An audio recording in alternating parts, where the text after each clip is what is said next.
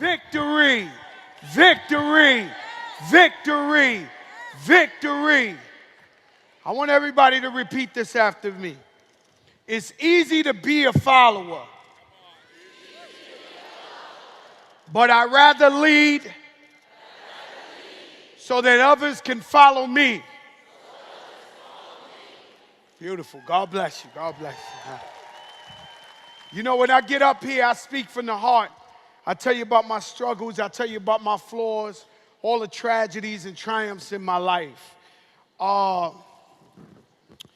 just want maybe one of you, somebody in here, maybe just one of you to be inspired, and maybe you could be a legendary leader and make the Millionaires Club and become successful. You know, it was never easy for me. I remember when I was just 12 years old growing up in the South Bronx. In front of my project building, I had a friend named Louie. And at the time, we had no inspiration, no social media, no TV shows, a millionaire, how to become a millionaire. We didn't even know people were living better than us.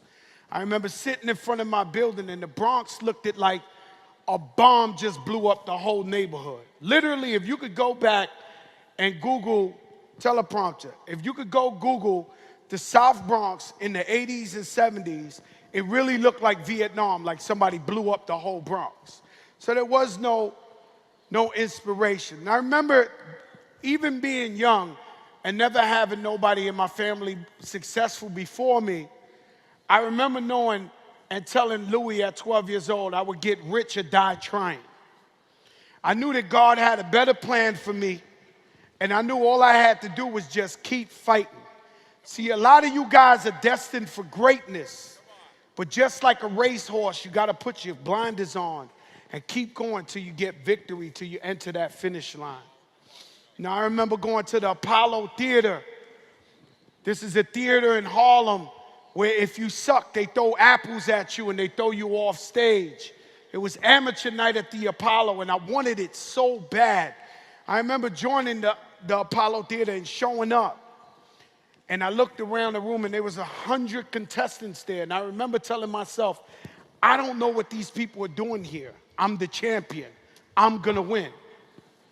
Sure enough, I won 4 weeks in a row and became an Apollo legend. See, I wouldn't let nobody talk me out of my blessings. I wasn't going to stop till victory was mine. I remember another time when I wanted to become a rapper. And I was really fat Joe, this big. I remember walking up 31 flights of stairs. And I got up there, I was sweating bullets, and I snuck in, because you got to sneak in these record labels. They obviously robbing you if you got to sneak in the record label, right?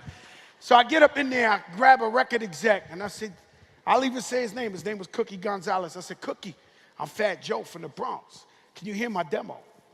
So he listened to my demo. He said, yo, you ain't ready for it yet. You ain't ready. Little did he know he was looking at a living legend in front of him in the music industry. So I kept playing my music for everybody, tracking everybody down. Anybody that would listen, to finally somebody gave me a record contract. See, when you're determined and you're relentless and you stop at nothing, success has got no choice but to come. You know, I recently watched Super Bowl game.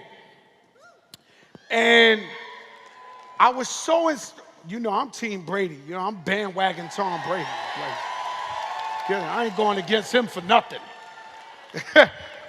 You go against him, you lost ahead of time.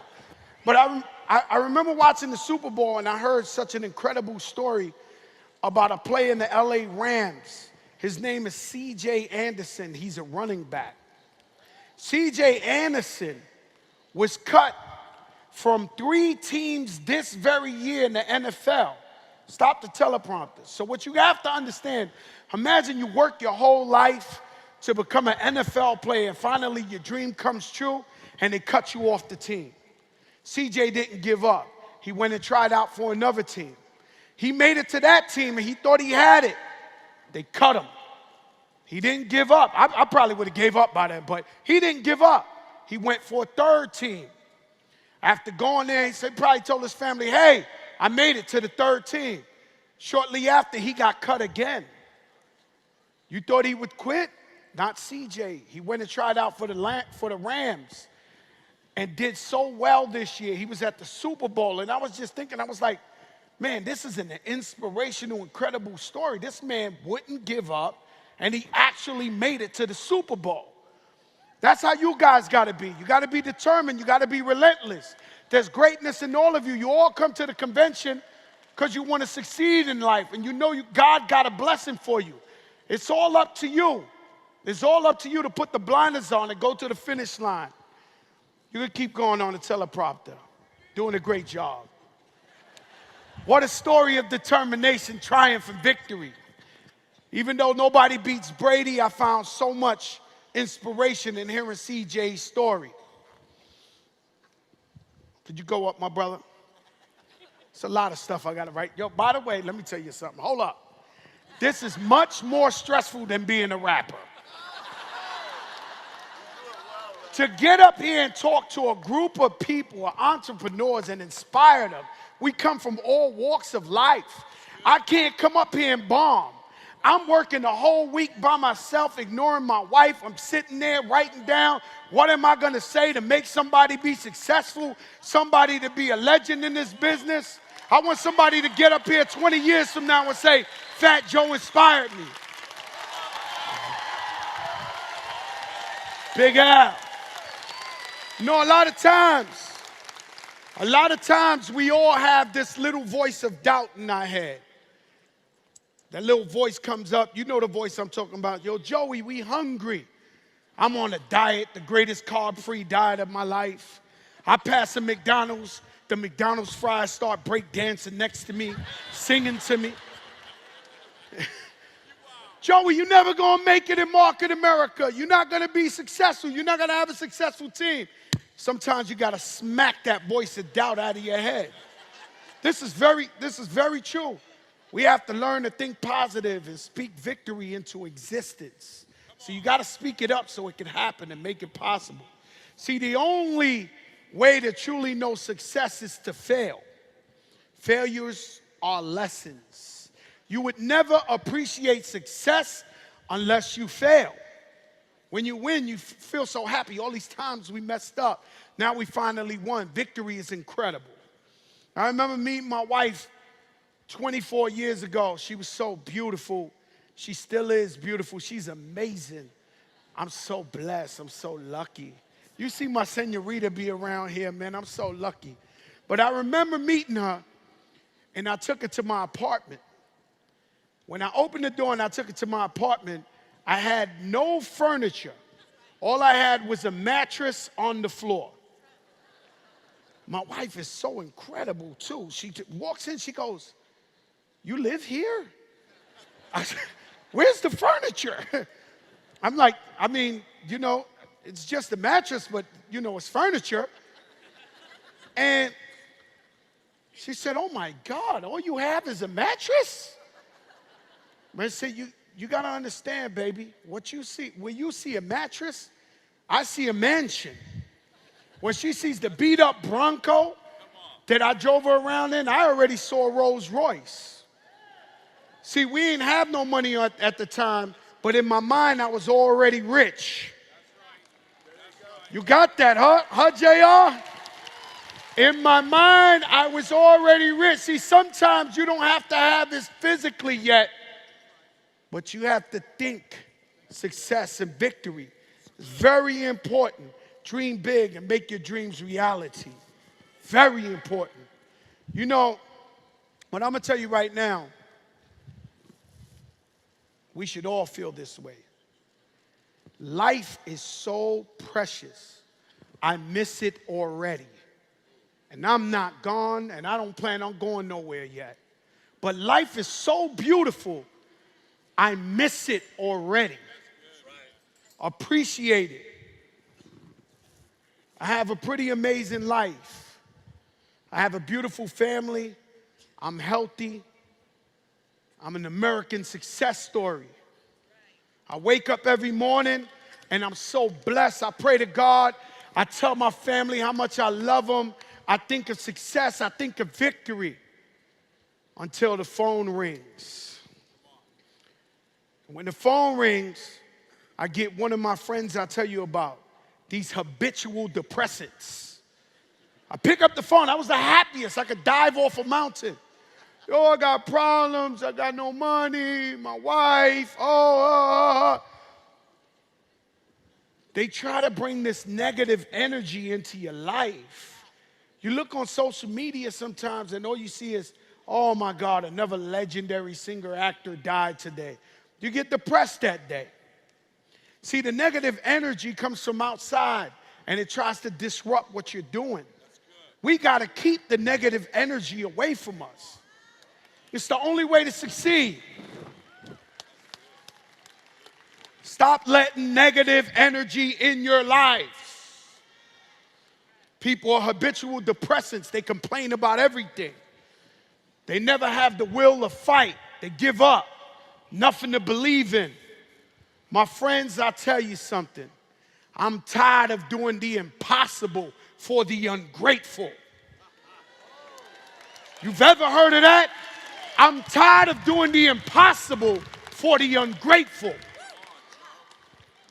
Just yesterday, I flew in from a funeral in New York City. Me, my wife, my daughter. One of my best friend's dad. Such a nice man, man. He passed away from cancer. 2 weeks ago, I went to visit him, and it was such a beautiful visit. We talked a lot about family and about sports and about life, and me and him just had a beautiful, beautiful talk with each other. Then I finally had to go, and he knew he had terminal cancer. He knew he was dying. I knew he was dying. So I got up. And I walked up to Pops and I looked in the white of his eyes. I said, Pops, what do you got to tell me, man? Why do I need to know, Pops? Tell me. I know you know. He looked me in the face and said, you have to do whatever you want to do while you still can. Healthy life, Joe. That's what he told me. You have to do whatever you want to do while you still can. Healthy life, Joe. It's over for him. We went to his funeral yesterday. So you can't contemplate. Stop the teleprompter. You can't contemplate.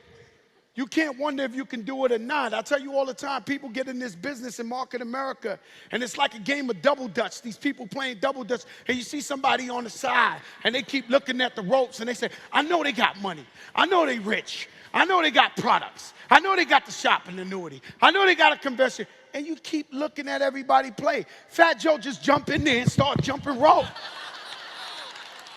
You cannot get to the money if you contemplate. So Pops told me, do whatever you can while you still can. It reminds me of a story I told a couple of years back about an unfranchised owner, Danielle Gaminsky. She's down with Jeff Winkler and Lisa. Tell Lisa I send my love. Lisa's mother passed away. You heard, Jim? Lisa's mother passed away. We love her. And we all going to pray for her. The whole family's going to pray for her and her mother.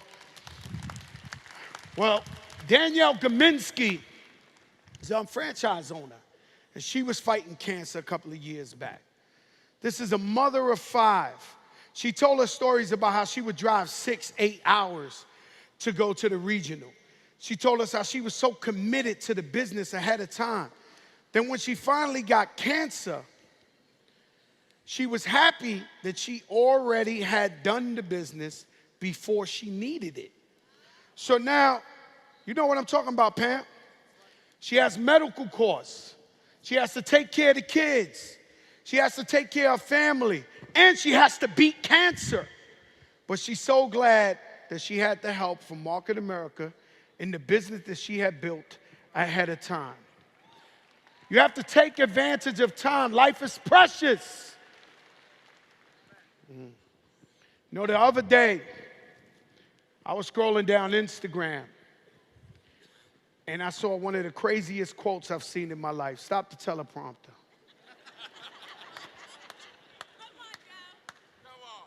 It said, the government shutdown is over for 3 weeks. Congrats, you have survived the first round of the Hunger Games.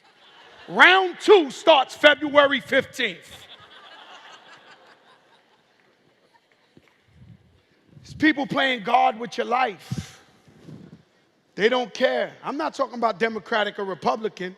The fact is, this is why you have to be your own boss. We don't want to depend on nobody. We want our financial freedom. You have to put destiny where it belongs, and that's right in your own hands. A lot of you guys out there, you're still working for the boogeyman. You're scared to talk to your boss. You could be working there for 10 years. You don't even know his name because you're scared of him. You think he cares or she cares that you have marriage problems, that you have kids giving you problems, that somebody in your life is ill.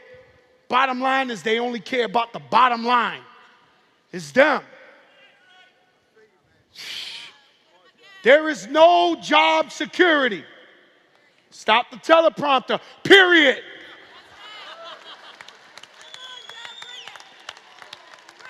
There is no job security, period. I know a guy, his name is Cedric Hollywood. Cedric Hollywood is a legendary radio programmer right here in Miami. This guy was #1 radio station, #1 ratings for 20 years. One day the boss came in and said, you know what, said, I'm thinking we're going in a different direction. You're fired. How can you be higher than #1? It just doesn't exist. Sure enough, said is fired. He ended up somewhere. I don't even know. I don't want to disrespect him. I think he ended up in South Carolina or something. I don't know. But as simple as that, these people play God with your lives. My titi Amalia, my wife's aunt, worked for a company for 19 years. She was months away from retiring. Months away. She thought this company was her company. Rain, sleet, or snow, she walked up every day, worked for her bosses, did all type of things for her bosses. She thought they was just one big family. One day the boss came, shut down the business. There is no security in jobs. 19 years the woman went there. They just shut down the business. Now she didn't get no bonus. She didn't get no retirement. She didn't get no warning. A year's passed. Titi Amalia still crying every day. She can't believe these people did this to her. She thought they were really her friends and her family. There is no job security. This is why you have to be your own boss. You have to know that the only person that is going to give you security you want is you. Sometimes God gives us setbacks, but he's just setting you up for a comeback.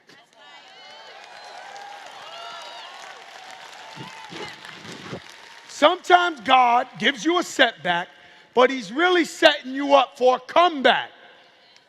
It's weird, man. Just across the street from this arena, I went to jail for 4 months for something I didn't do. It was something I really, really didn't do. An accountant robbed me. I showed them the paperwork that I was sending them wire transfers to the accountant. The accountant ain't paid my taxes. They made me pay the tax again and put me in jail for 4 months. But I went in there and I said to myself, you have to take this experience and let the darkest moments bring you the most clarity. While I was in there, being that I ain't have much money, I start really looking at my books. I seen my best friends stealing from me, seen people taking advantage of me, managers taking advantage of me, because when you're flying high, you don't know. But you let your darkest moments bring you the most clarity. And God is only setting you up for greatness. So when you get there, you know who to have around you. Okay, here in Market America, we always been on time. Women have always been bosses in this business. Stop the teleprompter.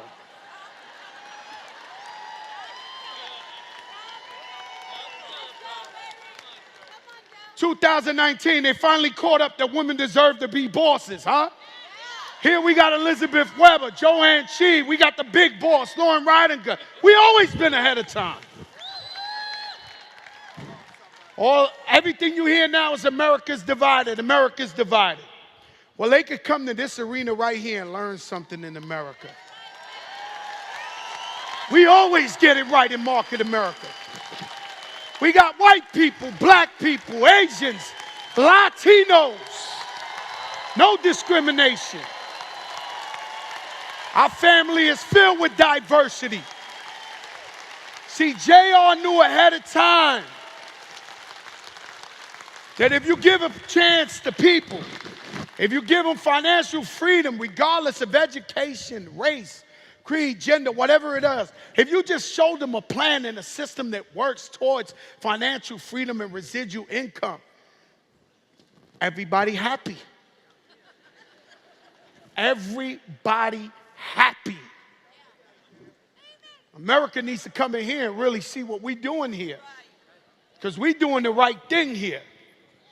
You got to fight. Never give up. Make your dreams come true.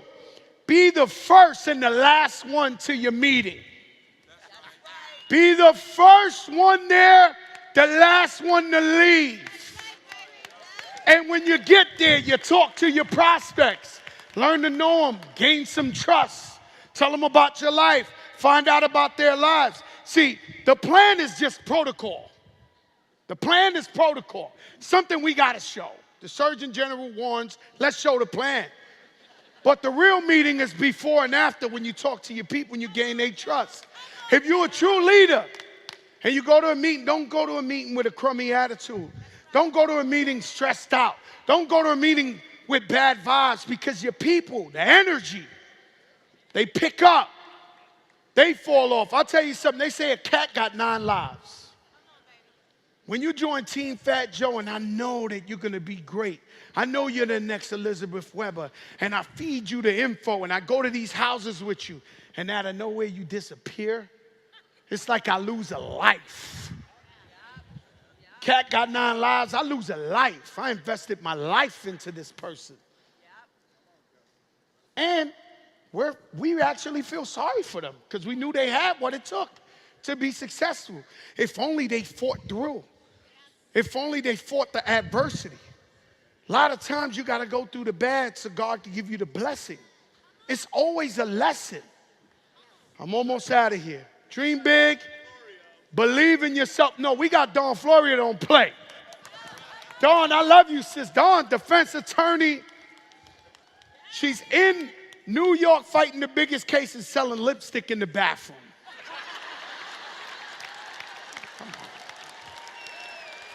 Come on, you got to stop. She's on the news talking about cases, selling OPC to the judge, like, yo, you need some energy, you need OPC. People, exclusives, blah, blah, blah, blah, blah. Stop making excuses. Financial freedom's right here.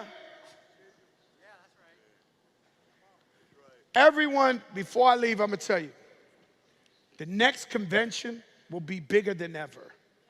The only way to get your people and your team on steroids is to sell tickets, buy tickets, buy tickets. Is the only way you'll be on steroids. Buy tickets to the convention. I'll see you in North Carolina. I love y'all, Market America. Thank you so much.